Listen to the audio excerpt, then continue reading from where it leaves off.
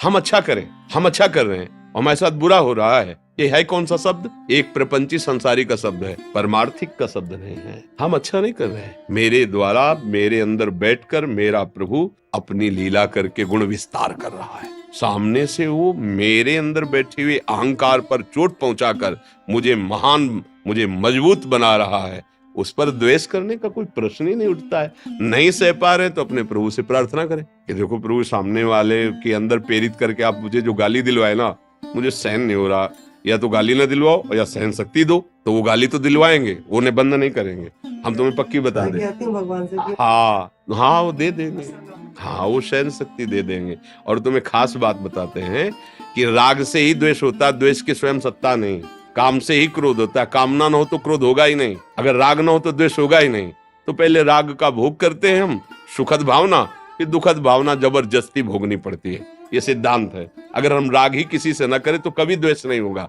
राग की उपज है द्वेष, काम की उपज है क्रोध। देखो गीता जी में कामा संजायते क्रोधा, क्रोधा स्मृति विभ्रमा, स्मृति भ्रंशात बुद्धिनाशो, बुद्धिनाशात प्रणश्यति। कामना की पूर्ति में लोभ का प्रादुर्भाव हो जाता है। सबका मूल कामना है। ये हम इसके साथ इतना सुंदर व्यवहार कर रहे हैं, ये हमारे साथ प्रतिकूल व्यवहार क्यों करता है? नहीं करना चाहिए, ये कामना है। कर्तृत्व और भोक्तत्व भाव अज्ञानी का होता है। जब तक ये अज्ञान रहता है तो क्षोभ, हर्ष, शोक, भय, ये द्वंद्व सताते रहते हैं। और ऊपर उठो, खूब नाम जप और बढ़ाओ। जैसे हम नाम जप निरंतर करने का अभ्यास करेंगे तो वैसे वैसे हमारी सामर्थ्य हृदय की बढ़ती चली जाएगी। अरे फिर इन सब, एक पागल आदमी अभी खड़ा गाली दे, ईंट मारे, आप क्या करोगे? अपने को बचाओगे और भागोगे, उसको मारोगी थोड़ी।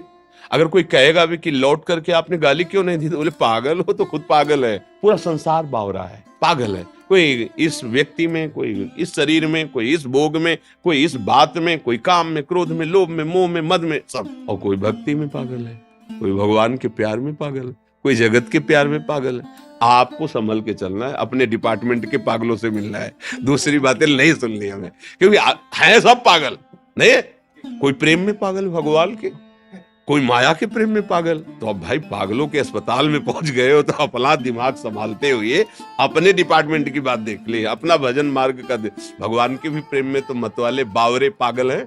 कितने ऐसे प्रेमी जन है, हमें उनकी बात सुननी है और की बात नहीं सुननी। जब कोई हमारे साथ द्वेष का व्यवहार करे, गाली का व्यवहार करे, अपमान का करे, तो उसे बुद्धिमान समझते हो ना, तभी लड़ जाते हो। भला वो बुद्धि रखता तो काहे को अपमानित करता, गाली देता? वो बुद्धिमान नहीं, वो बावरा है, वो पागल। तो आप पागलों की उपेक्षा कैसे करते हैं? हंस के।